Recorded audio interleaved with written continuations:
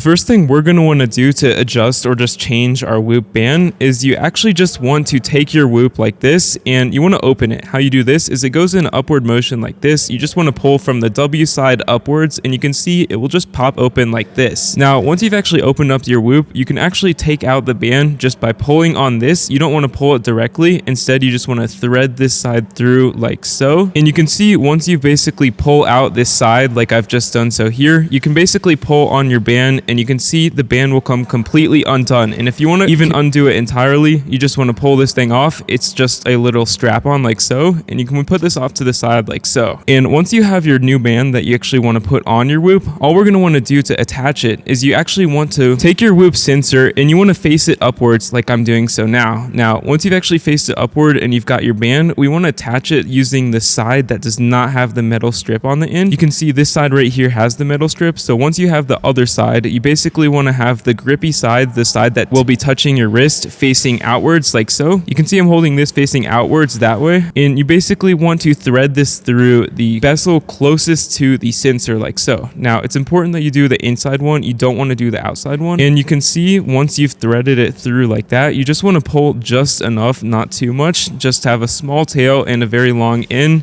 depending on the tightness you want. We can adjust it later, but you just want to put this through, just fold it over and put it through the other end, which you can see is right there. And once you've actually done that, we can just pull it through like this, and we've just put our whoop back on. And you can easily strap this on to this side and close it up just on your wrist like so. And that's all you need to do to put a new band on your whoop. Works the same way for all of the customizable bands. And if you want to adjust it again, you can just undo this thing right here and just loosen or tighten the tail and close it up back on your wrist like so. Hope you found this helpful. Have a great day.